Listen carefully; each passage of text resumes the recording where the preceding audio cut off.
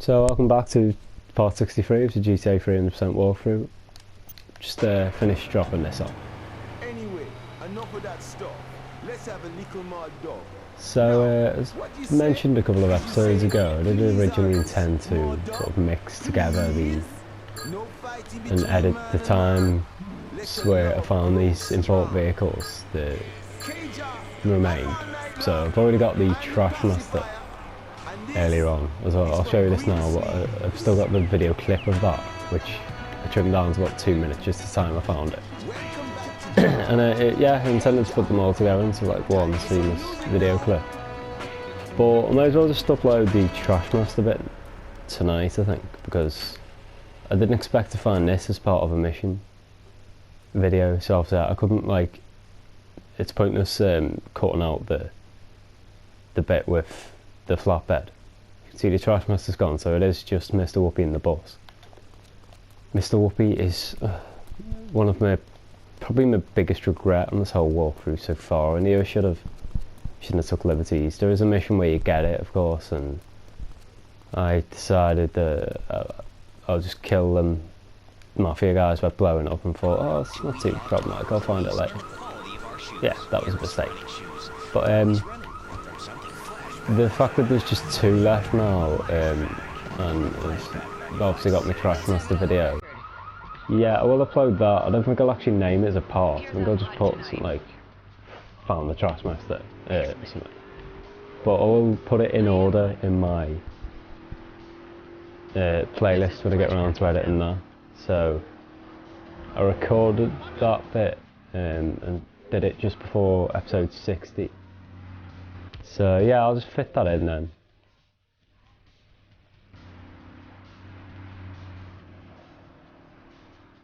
In between then,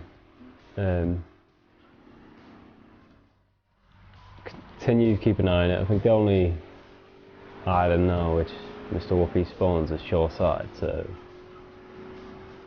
I don't think I'm actually going to spend much more time on Shoreside, to be honest. I'll get that last rampage out of the way, then that's about it. Oh, the unique stunt jumps, which are pretty much all in the airport. I don't know where I'm going, by the way. Let's take a bridge somewhere. I'll re-equip anyway, I suppose. I'll take on the exchange again. And yeah, I don't know if it's always a flatbed, but hopefully the bus does spawn this time.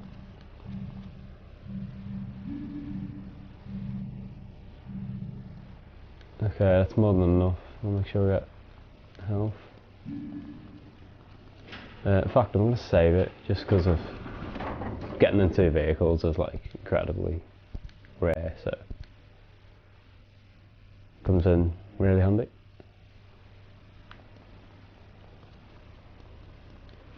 One bad thing, I suppose, I lost my Patriot, but I can handle that.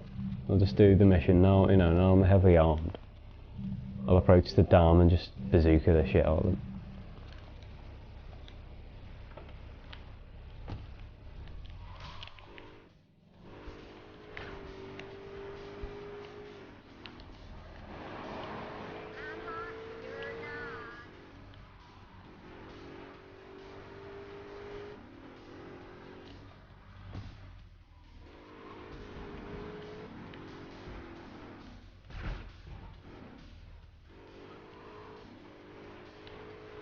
I think the first thing I'll do after the exchange is done will be Vigilante.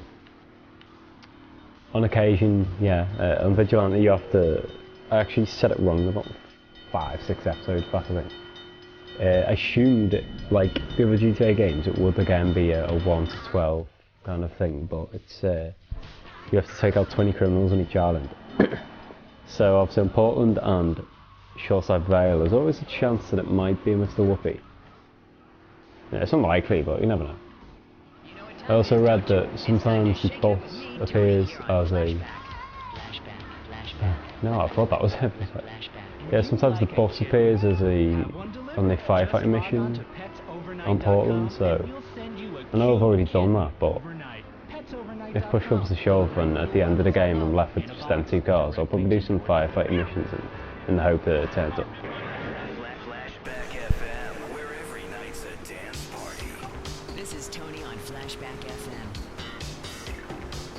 Party City's home for the best in disco, electro, and new wave. Run in the family. Out of my way, you fool. With free concert tickets. Just listen for your cue to call. When you hear it, caller 25.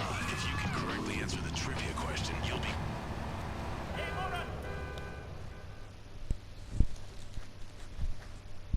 I would have seen this, so I'll skip it this time.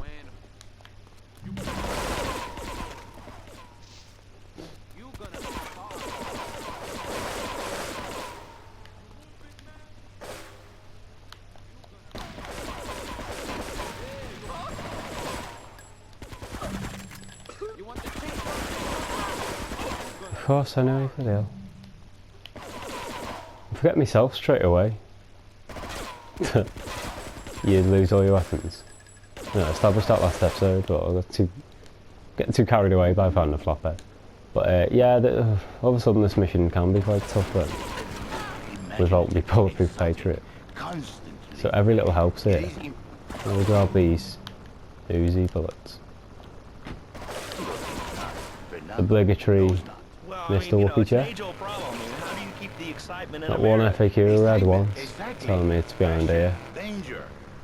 I'm really sorry to say it if the author ever does prove to be right, but I don't believe him, to be honest. No luck here since.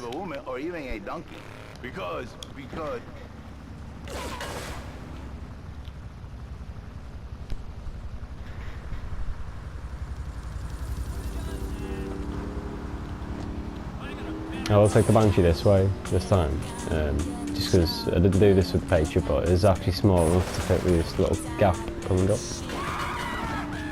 And it takes me directly to the road where I can actually get a few gunshots on these boys waiting down here.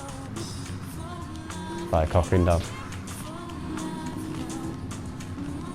So they're just going to the opposite here. No. It doesn't seem to matter how far you go, actually, does it? Based on that, so I suppose we could go to my hideout.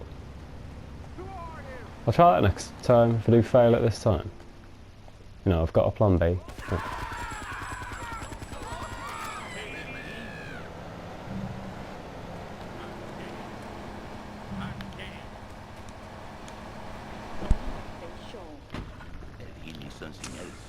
If I do pass this mission this episode, sort of halfway through the time, I will let the end run, then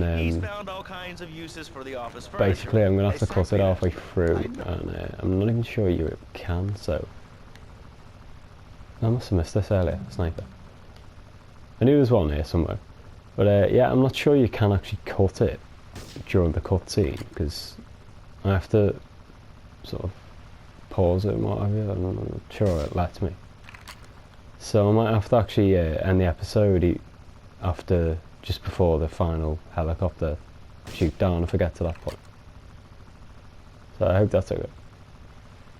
Yeah, I can see the flatbed there again. I am really annoyed that no one ever mentioned it was there. You know. Presumably everyone who did the walkthrough had already gone to the trouble of finding a flatbed before this mission got to that point. You're like, oh, there it is.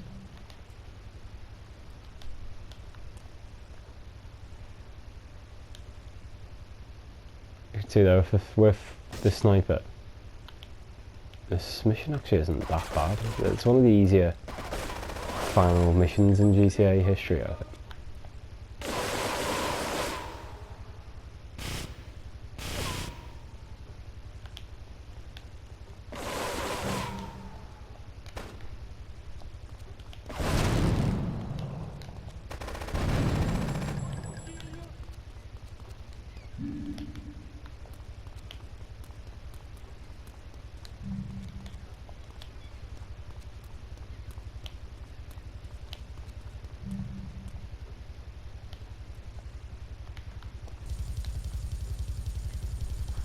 Get this thing airborne!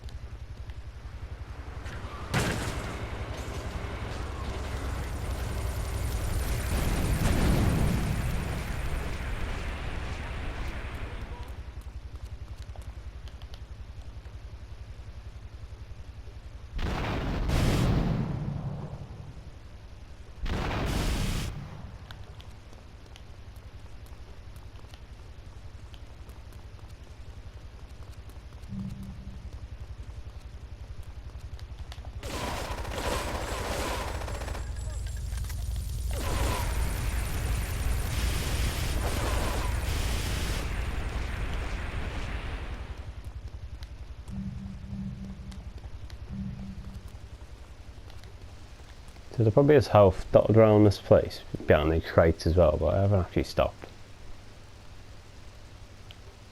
Pretty sure there's maybe some guys up here, so I'll just sort of edge up. Yeah, I see them.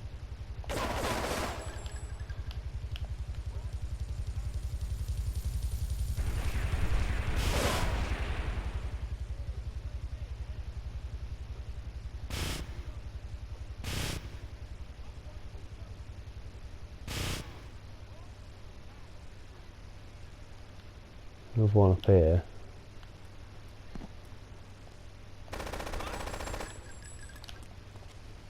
And I think that's it.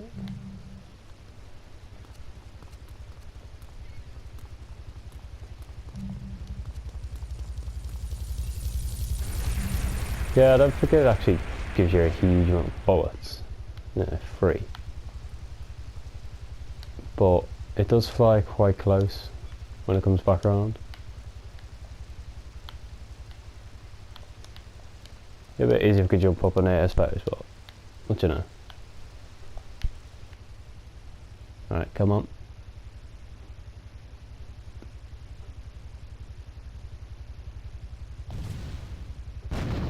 There we go. I've got this, I think.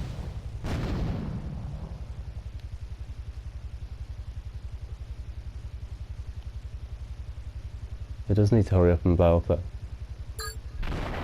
There we go.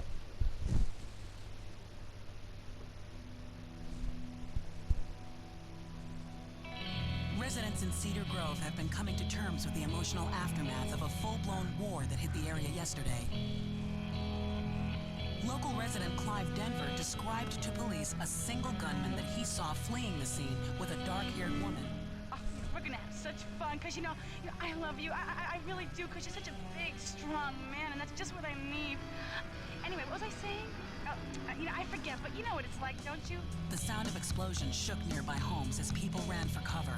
Several citizens were injured in the panic as gunfire was exchanged between ground forces and a helicopter circling the dam. Yeah, we got a good view from down here in the gardens when the copter finally got taken out.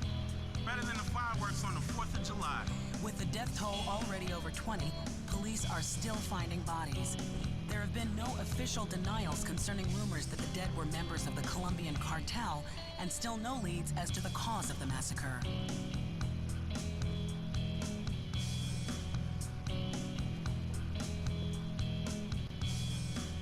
I broke a nail and my hair is ruined. I mean, can you believe it? This one cost me $50.